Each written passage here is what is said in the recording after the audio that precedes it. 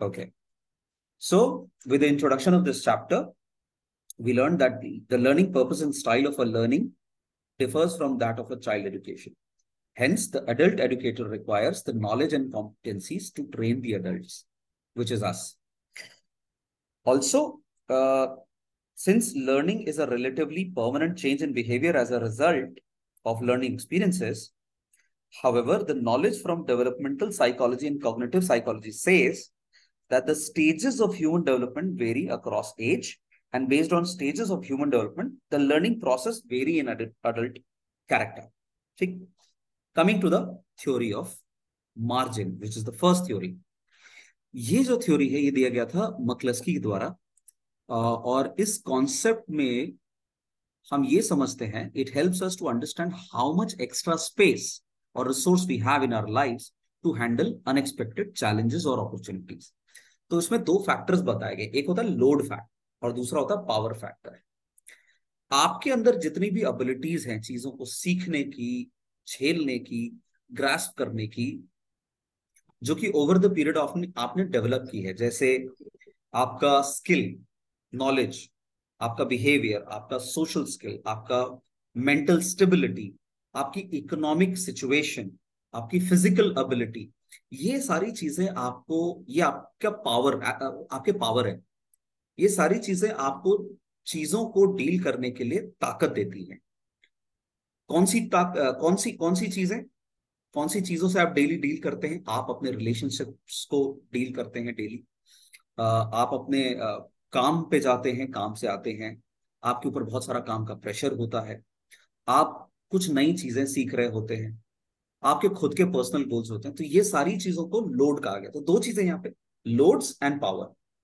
तो theory of margin का एक फॉर्मूला है, M is equal to L upon P, जहां पे L है लोड, मतलब आपकी जिंदगी में जितनी भी दिक्कतें हैं या जितनी भी, कहना चाहिए, टास्क है, आपकी जिंदगी का जो पहाड़ है उसको झेलने के लिए आपको जो पावर है that is P, and rest everything is load, right? तो इसको एक एग्जांपल के मतलब माध्यम से समझते हैं। Are we ready?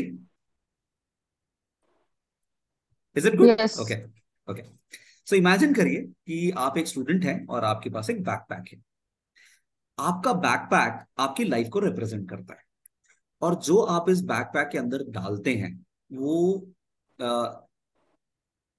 जो भी आप डालते हैं, जैसे कि आपका डेली टास्क, रिस्पॉन्सिबिलिटीज, एक्टिविटीज, ये आपका इसके अंदर, आप बैकपैक के अंदर डाल रहे हो अपनी जिंदगी के अंदर ना। आपको अपने बुक्स, नोटबुक्स, स्कूल सप्लाईज ये रोज कैरी करना है, और ये सारे आइटम आपके बैकपैक में ज्यादातर स्पेस लेते हैं। एक दिन आपकी टीचर कहती हैं कि एक स्पेशल प्रोजेक्ट है, और अगर आपने ये स्पेशल प्रोजेक्ट कर लिया तो आपको एक्स्ट्रा क्रेडिट मिलेगा, एक्स्ट्रा मार्क्स मिलेगा, ये आपके मार्क्स में जुड़ेगा फाइनली। लेकिन इसके लिए आपको कुछ एक्स्ट्रा मटेरियल लाने पड़ेंगे स्कूल में। ये जो एक्स्ट्रा मटेरियल जो है ये रिप्रेजेंट करता है आपकी लाइफ के अनएक्सपेक्टेड चैलेंजेस को या अपॉर्चुनिटीज को, जो आपको that life throws on you. Now here's where the theory of margin comes in. If your backpack is already packed to the brim with your regular school stuff, you won't have any space left to carry those extra, right? You're lacking margin in your backpack. मतलब आपके पास margin ही नहीं बचा है इसको extra चीजों को डालने का। लेकिन अगर आपके बैकपैक के अंदर एक्स्ट्रा स्पेस है, कैपेसिटी है, मीनिंग आप अपने बैग को डेली स्टफ नहीं करते हैं आलतू फालतू की चीजों से, या उसको फुल पैक नहीं कर देते हैं अपने एक्सपीरियंसेस और बाकी चीजों से, आपके पास उस बैग के अंदर रूम रहेगा to accommodate those unexpected materials for the special project. Now, this extra space in your backpack represents the margin in your life. So, in simple terms, the theory of margin जो McCluskey ने दिया है, it teaches us that the essential to have some extra room or resources in our lives to handle unexpected situations, just like having some extra space in your backpack to carry unexpected items for a project. Now, this extra space or margin gives us flexibility and helps us to cope better with life surprises. Is it making sense to all of you? ठीक है, तो as a, अब इसको training में कैसे apply करते हैं? As a trainer और एज अ एडुकेटर हमारा रूल है कि जब भी हम किसी को ट्रेन कर रहे हैं तो उसको कुछ ऐसे स्किल, नॉलेज और एम्पावर करें जिससे वो अपने लाइफ के इन लोड्स को कैरी कर सके। पावर ज्यादा होगा तो लोड हल्का लगेगा। तो लोड आप देखना न्यूमरेटर में है, पावर डिनोमिनेटर में। अगर डिनोमिनेटर ज्यादा है मतलब पावर ज्यादा होगा तो लोड आप इजिली झेल पाओगे। लेकिन अगर लोड ज्यादा होगा और पावर कम होगा तो it will be a burden on you. And हमारा काम है as an educator, as a trainer, लोगों को उनके लोड को कम करवाना है by adding more power. And what are those power? Skill, behavior, attitude, social, mental, economic, and physical capabilities. Got it? Any questions? I hope ये concept clear है। Logic तो अच्छा है कि we have to increase the power so that the load has to be reduced. But whatever we have listed out, जैसे skill, attitude, these are economic situation whatsoever. These are all inbuilt in that person. Like उसके जो skills है, he has already come with a set of skills to us when he came in, with a Right. predefined experience and with a given set of skills. So how to improvise or how to enhance those skills? Yeah. So how to do that? It's a part of training कि आप क्या plan कर रहे हो, कैसे plan कर रहे हो। See, we all believe that skill एक ऐसी चीज है जो with time improve करना जरूरी है, because the world is ever changing. नई नई चीजें आ रही हैं। आज से 2 साल 3 साल पहले चैट जीपीटी का आपने नाम नहीं सुना था। Now learning chat GPT has become an essential skill right now, trust me. और अगर वो नहीं आता है तो हो सकता है आपका लोड बढ़ जाए आपके काम में। क्यों? क्योंकि जो लोग चैट जीपीटी यूज करते हैं वो आपके मुकाबले अपना काम 5 गुना जल्दी कंप्लीट करते हैं और आपको टाइम लग रहा है। तो आपके लिए ये इंपॉर्टेंट हो जाएगा कि आप वो स्किल सीखें। तो ऐसे ही बहुत सारी चीजें हैं। अगर आपके अंदर इकोनॉमिक एबिलिटी नहीं होगी अपने डेली फाइनेंसेस को डील करने में तो आपको चैलेंज आएंगे। तो उसको इम्प्रूवाइज करने के लिए आप क्या करेंगे? How would you increase your income? Obviously by learning skill, bye enhancing your capabilities. तभी आप ग्रो कर पाएंगे करियर में। तो बहुत सारी चीजें लर्निंग से इवेंचुअली जुड़ी होती हैं। Right? I hope I am making sense. Let's move on to next concept. Yes Jigar, you want to say something? No, by mistake I switched it on. अच्छा ठीक है, ओके। चलिए नेक्स्ट मॉडल पे जाते हैं हम लोग। Sir sir sir sir, just going before, एक बार ये अपना लोड और लोड में क्या क्या आएगा वो आप थोड़ा एक बार बता दीजिए, then we will go ahead. Okay. who asked that question? Sorry. Himanshu. Himanshu. अच्छा, Himanshu. Himanshu, what's your age, by the way? Don't mind, I'm asking this because I want to draw something out of it. What's your age? 25 25। 25. Fantastic. So Himanshu, you might have certain ambition in your life कि मुझे 30 के as तक यहाँ पे पहुंचना है। Yes. कहाँ पहुंचना है, जो भी है तुम्हारा प्लान होगा। आपको नहीं लगता आपके सबकॉन्शियस माइंड में एक एक कहना चाहिए लोड है कि मुझे ये करना है? मतलब एक दिमाग में फिक्र है उसके बारे में, राइट? कि मुझे ये करना है, यहां पहुंचना है। अब उसको अचीव करने के लिए आपको चाहिए पावर। क्या पावर? आपको हो सकता है कोई कोर्स सीखने के लिए पैसे की जरूरत है, आपको स्किल की जरूरत है, वो स्किल एनहांस करने के लिए आप कोई कोर्स डाउन करो। तो ये जितने भी स्किल्स वगैरह जो आप अक्वायर करोगे आपकी पावर होगी। और वो जो एम्बिशन आपको पूरा करना है वो आपका लोड है। ठीक? Okay, got it sir. ठीक है। शादी करना एक लोड है। शादी करने के लिए पैसा इकट्ठा एक लोड है। वो कहां से करोगे? तो that is money is power. ऐसा ही है। Money is power. Got it sir, thank you. Very simple example. Very, very well explained. Thank you. Yes, yesterday I asked a question from trainer. Why Just on a lighter side, शादी करके निभाना भी रोज का एक load है। और इसीलिए हम यहाँ पे very बैठे well. के लिए अपने आप को empower करो day by day. Yeah. Let's move on to second model जो कि है एलन टफ मॉडल। अभी एलन टफ मॉडल सुनने में टफ भी लग रहा है। ओके, एलन टफ मॉडल क्या कह रहा है, आइए देखते हैं। एलन टफ कहते हैं लेकिन उससे पहले एलन टफ मॉडल जो है basically model of self directed learning है, जो कि 1971 में दिया गया था। लेकिन उससे पहले ठीक पहले नॉवेल्स करके एक है जिन्होंने सेल्फ डायरेक्टेड लर्निंग को डिफाइन करने की कोशिश की है। ये कह रहे हैं कि self directed learning as a process is a process in which individual takes the initiative without the help of others in diagnosing their learning needs, formulating goals, identifying human and material resources and evaluating learning outcomes. मतलब ये जो Elon tough का जो model है ये self directed learning principal है, जहां पे ये बताया गया कि एज एन अडल्ट आप कई बार जब आपको रियलाइजेशन होता है कि मुझे अपने आप को इम्प्रूव करना है, कुछ सीखना है, लाइफ में आगे बढ़ना है, तो आप खुद से इनिशिएटिव लेते हो किसी चीज को सीखने के लिए। This is self directed learning. आपको किसी ने फोर्स नहीं किया, आपको अंदर से आया। तो ये क्या है इसके बारे में आप समझते हैं। इसको भी मैं एक example, hey Sanjana, looks like you still in the office. I'm at airport. Oh my God, I love the I dedication, am salute to traveling to you. Chandigarh. Wow, Thanks. The flight got delayed, so I thought I'll join in.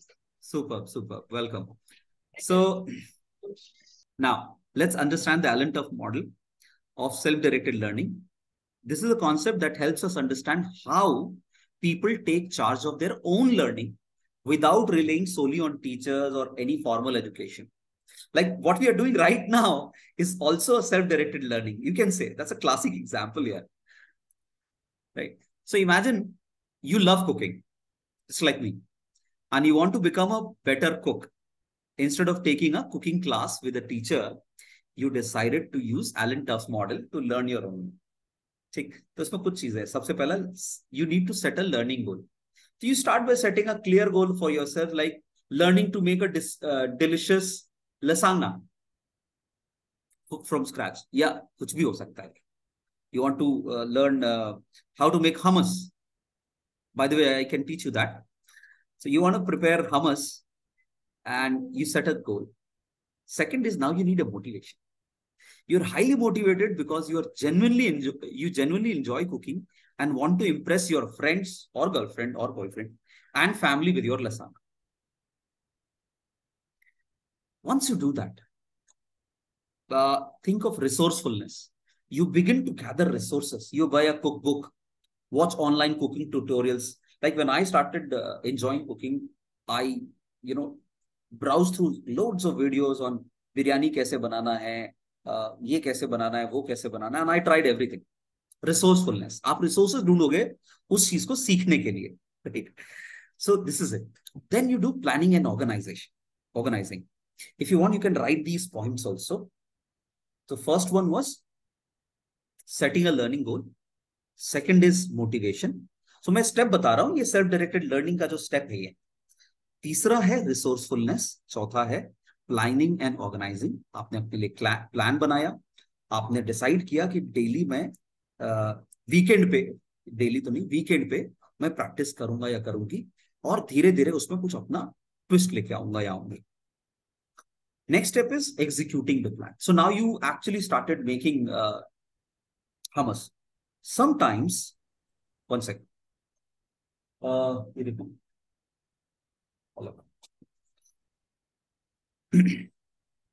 so sometimes it doesn't turn out as expected. हो सकता है आपसे कुछ बिगड़ जाए, कभी नमक ज्यादा, कभी कम, कभी चीनी कम, कभी ज्यादा, ऐसा हो जाता है ना, हो सकता है जब आप सीखने के प्रोसेस में है. But you still didn't give up and you kept on trying. And you did a self assessment as well. That's the next step. आपने execute किया प्लान को, आपने बनाया और फिर सेल्फ असेस किया आफ्टर ईच अटेम्प्ट कि आपने पिछली बार के मुकाबले कैसा बनाया. So you evaluated your progress, you test your dish, you ask for feedback from people in your family and compare it to the recipes in the cookbook. And then next you move on to the next step, that is adjustment. Based on your assessment you make adjustment. अच्छा, पिछली बार थोड़ा तेल ज्यादा हो गया तो इस बार कम कर देते हैं. Maybe you change the type of cheese or the cooking time or something. You experiment. And last is persistence. You keep practicing and adjusting until you achieve your goal for making a perfect hummus or any dish for you. Gradually आपने क्या किया, ये पूरे process के through गुजरे, and you were throughout the process you were self motivated. So in this example, Allen Turf model क्या कहता है? Self directed learning, it shows that you took control of your learning process. You set a goal, you found the motivation, you gathered the resources, you made the plan, learned from your mistakes and adjusted your approach, all without a formal teacher or school.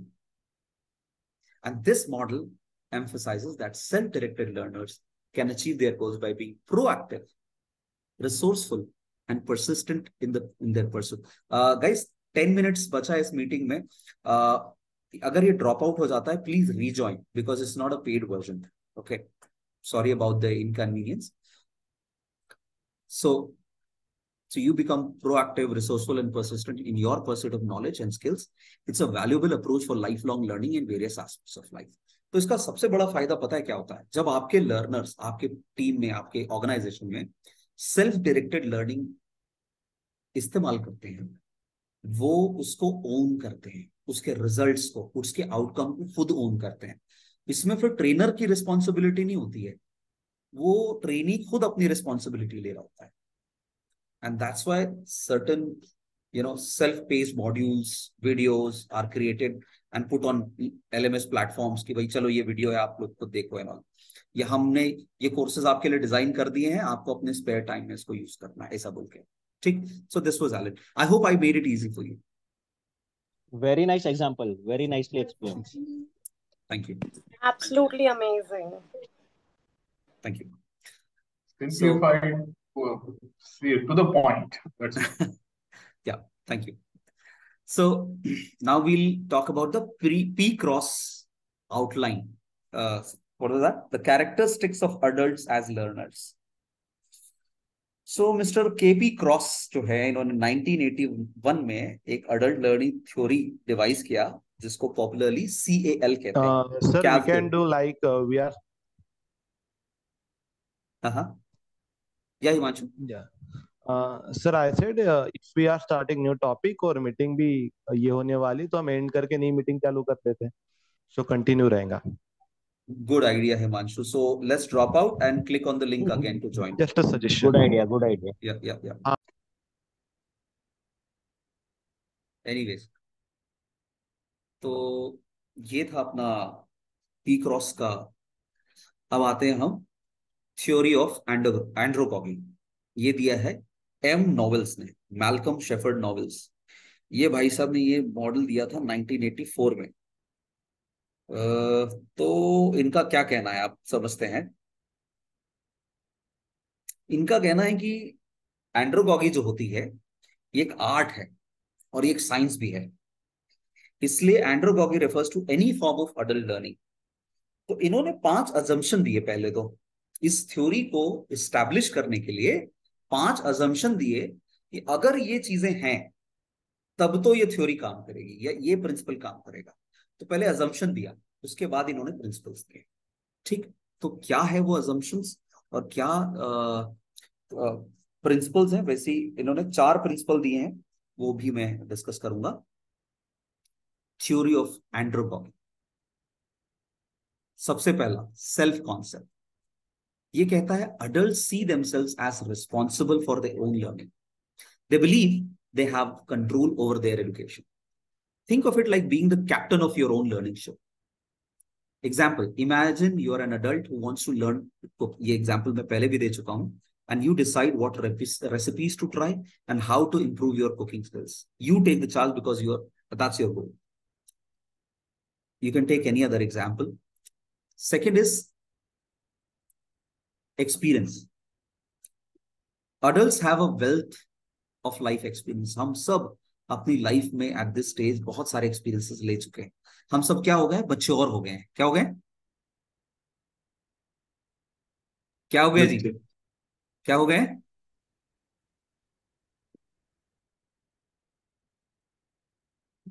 Mature हो गए हैं. अब mature का spelling English में है MATURE, लेकिन मैं इसको हिंदी में लिखता हूं. मैं चोर। Sure. हम लोग क्या हो गए हैं? मैच्योर हो गए हैं।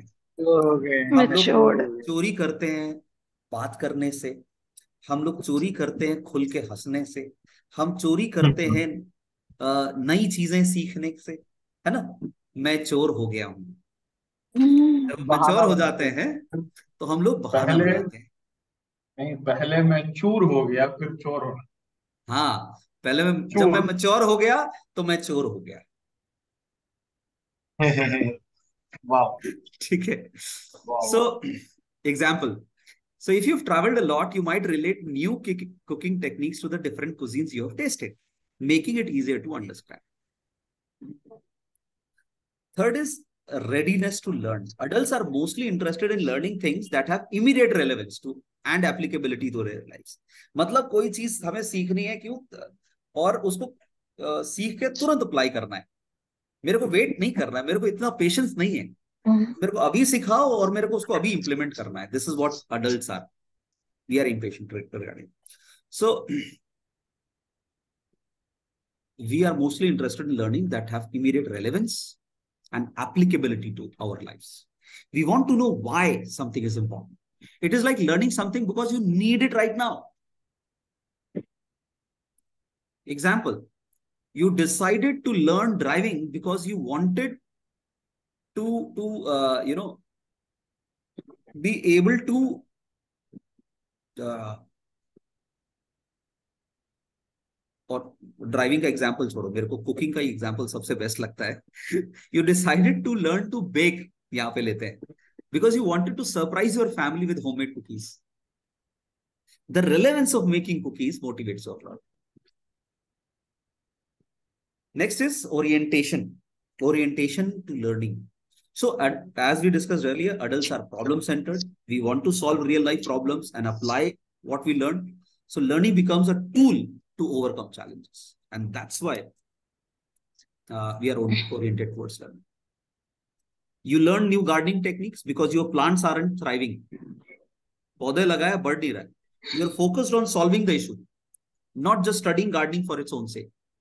अब आप घुस जाओगे, यार मेरा पौधा क्यों मर रहा है, उसको कैसे बचा सकता हूँ, खाद क्या कौन सी डालनी है, पानी कब कब देना है, धूप कितनी देनी है, इंडोर कितनी देर रखना है. May not be a relevant example right, but मुझे इससे थोड़ा सा ये समझ में आ रहा है कि we want to solve problems, and that's why we want to learn.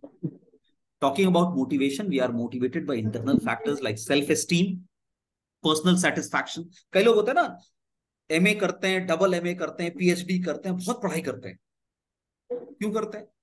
उनको अच्छा लगता है डिग्रियां लेना. है आपके आसपास ऐसे लोग? They want to satisfy their ego. नाम के आगे डॉक्टर लगेगा, अच्छा लगेगा. होता है ना? One Yes or of the no? other thing also Yes. which we have seen during this example is elders taking up on say like WhatsApp video calling. हाँ, They have learned this because of need absolutely. to stay in touch with their हाँ. kids who are staying away. हाँ, इससे उनका self esteem motivate होता है. उनको ये लगता है कि हाँ, we are at par with the current generation.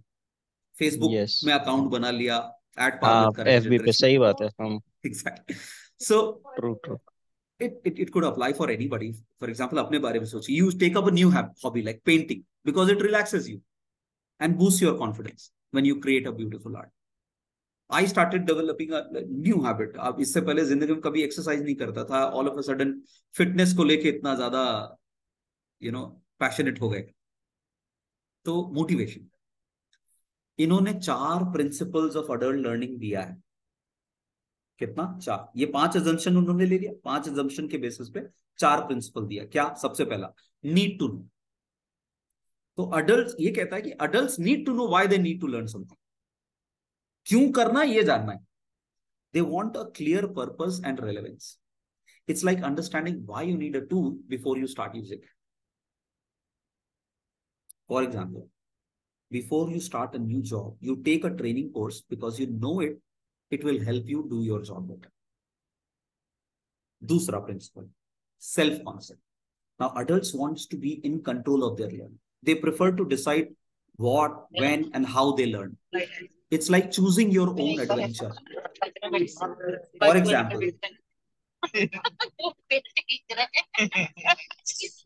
Sanjana mute. Sanjana air hostess क्या बोल रही है? I love the dedication. कसम से संजना को खड़े होके सैल्यूट है. बिल्कुल बिल्कुल, मतलब फ्लाइट में बैठ के भी क्लास नहीं. और मैं ये सोच रही हूँ कि अभी फ्लाइट चालू हो जाएगी और रेंज खत्म हो जाएगा. नहीं नहीं नहीं, रेंज खत्म होने से पहले, रेंज खत्म होने से रिकॉर्डिंग पहले ये रिकॉर्डिंग चार इज अवेलेबल. प्रिंसिपल्स. संजना, आप लास्ट वीक भी चंडीगढ़ पे थे ना? हाँ, उसके बाद हैदराबाद थी, फिर अभी वापस चंडीगढ़ जा रही हूँ. Okay, great, let's come back. So पहला कॉन्सेप्ट क्या था, पहला प्रिंसिपल क्या था? Need to know. Need to know, need to know. दूसरा क्या है? सेल्फ कॉन्सेप्ट, कि भाई हम अपनी लर्निंग की बागडोर खुद अपने हाथ में रखना चाहते हैं. ये सेकंड प्रिंसिपल कहता है. तीसरा प्रिंसिपल क्या कहता है? अच्छा, इसका एक एग्जांपल भी दे देता हूं. जब आपको अपना कंप्यूटर स्किल्स इंप्रूव करना है, you decide to take an online course at your own pace instead of following a fixed schedule. ये एक एग्जांपल हो सकता है. Third is experience. Adults have a lot of life experiences to draw from. Learning should build on these experiences. It's like adding new branches to an existing tree. For example, if you are already good at maths, learning statistics feels easier because you can relate to it, to your maths. बराबर है ना?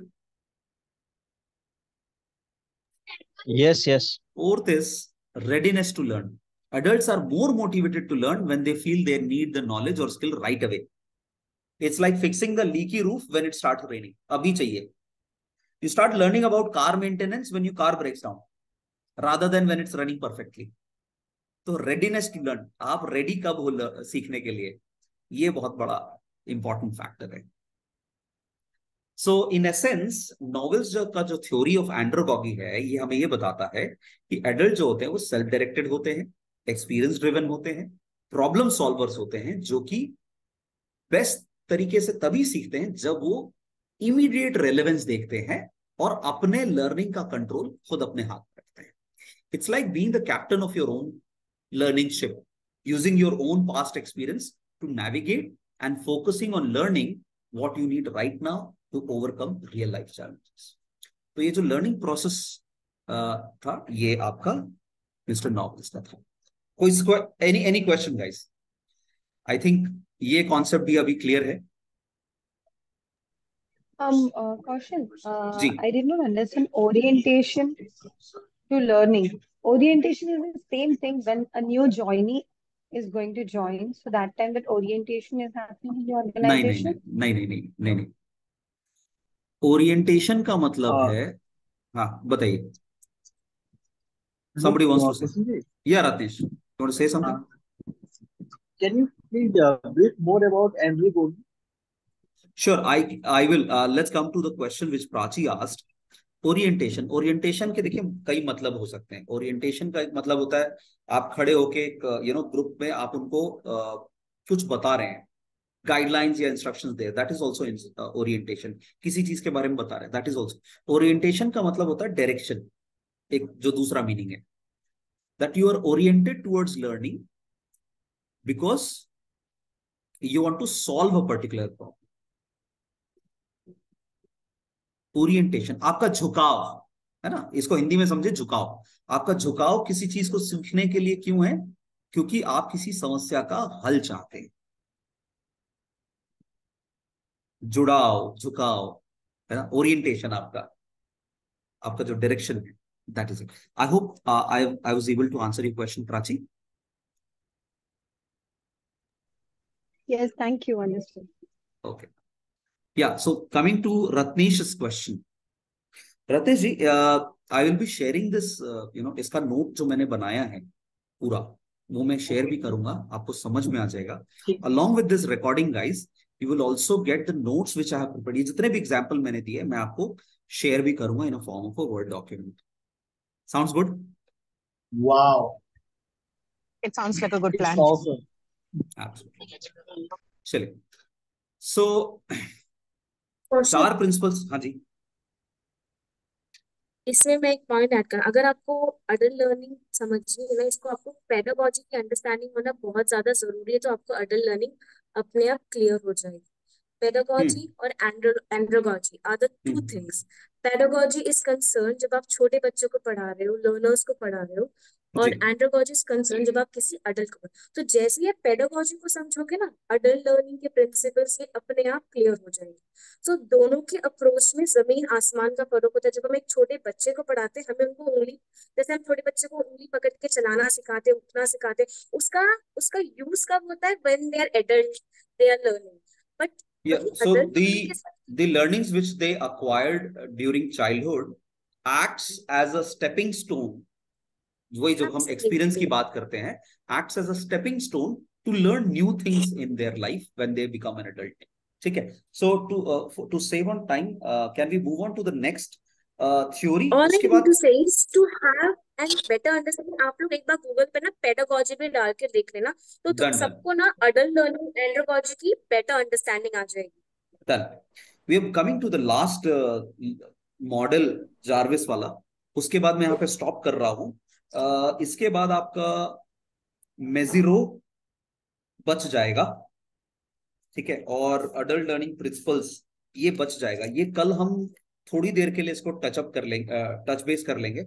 फिलहाल we'll be ending this entire session with learning process model by Jarvis. Good to go? Yeah, great.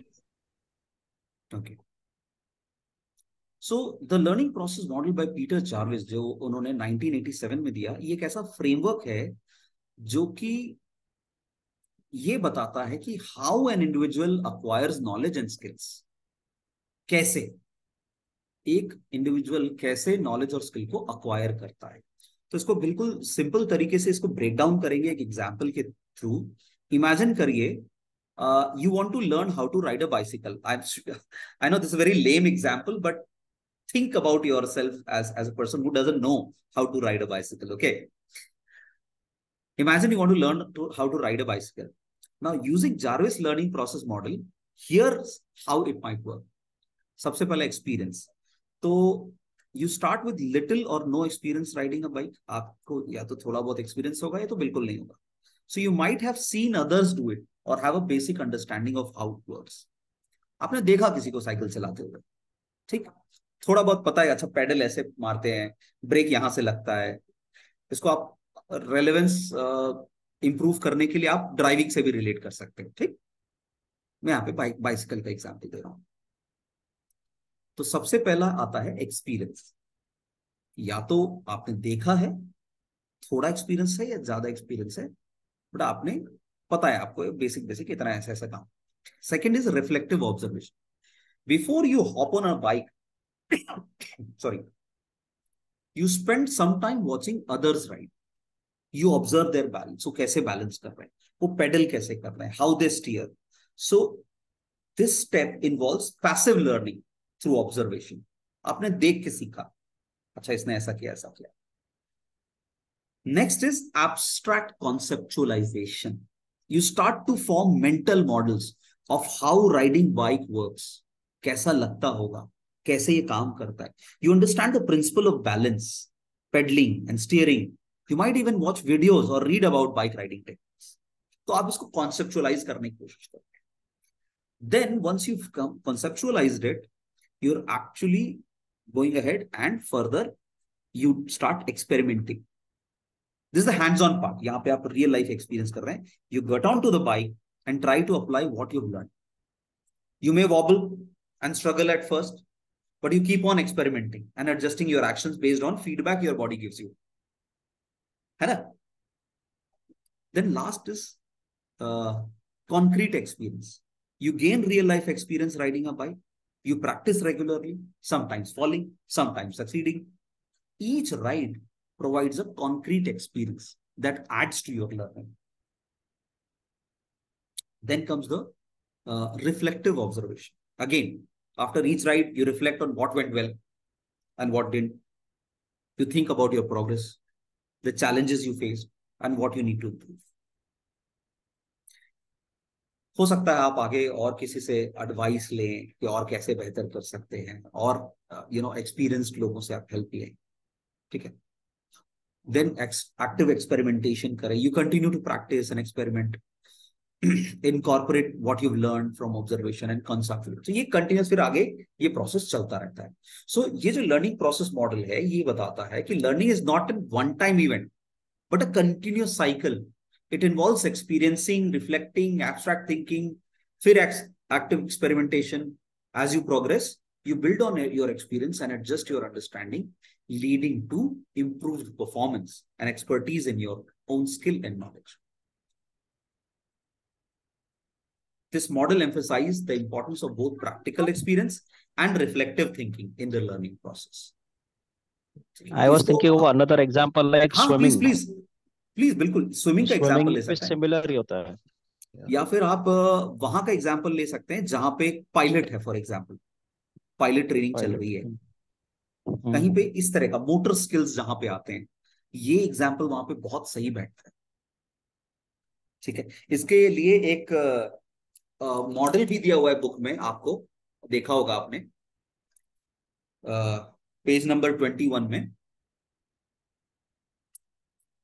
तो यहाँ पे पहले ऊपर है the whole person, body, mind, self, life, history, ये आप हैं. ठीक है, फिर आपने अपनी जिंदगी में कुछ एक्सपीरियंस किया, कोई नई चीज एक्सपीरियंस की. ठीक है, उस एक्सपीरियंस के आधार पे आपने उसको रिफ्लेक्ट किया, आपने सोचा. तो दो चीजें होंगी, एक इमोशन पैदा होगा और दूसरी तरफ उससे रिलेटेड एक्शन. Emotion, action. आपने जो चीज महसूस की उसको रिफ्लेक्ट किया, उसको अपने जहन में लाया और एक्शन में ढाला. और जब आपने ये एक्सपीरियंस के आधार पे उसको इमोशन में लाए, एक्शन में ढाला, automatically it became your learning. And this person in the world जो आप हैं, you are change person because of that experience. वो नई चीज. फॉर एग्जाम्पल, आप में से काफी लोगों ने पीछे बुक्स के बारे में बातचीत कर रहे थे. somebody's read Atomic Habits, right? Yes, Atomic Habits. Example ले लो उसका ना. तो आपने वो बुक पढ़ना आपकी लाइफ का एक एक्सपीरियंस मान लेते हैं. अब जब आपने वो बुक पढ़ा तो दो चीजें हुई, आपके दिमाग में इमोशंस पैदा हुए, यार ये तो बेहतरीन टेक्निक है, इससे मैं अपनी लाइफ इंप्रूव कर सकता हूँ, मैं ये कर सकता हूँ, वो कर सकता हूँ, मजा आ गया, ये तो लाइफ चेंजिंग है. ये इसने आपके ब्रेन को इम्पैक्ट करना शुरू किया. So you went into that emotion and you thought of applying it. Now you brought this learning into action, and after you brought it into action, you became a new person altogether after applying it. Yes or no? So after reading that book, which was an event, you changed your emotion, you brought into an action, and now you're a changed person altogether. This is a perfect example of Jarvis theory. ठीक? Yes, even Rich Dad Poor Dad. बराबर है, कोई भी. दोस्तों यहां पे हम लोग इसको अब स्टॉप करते हैं.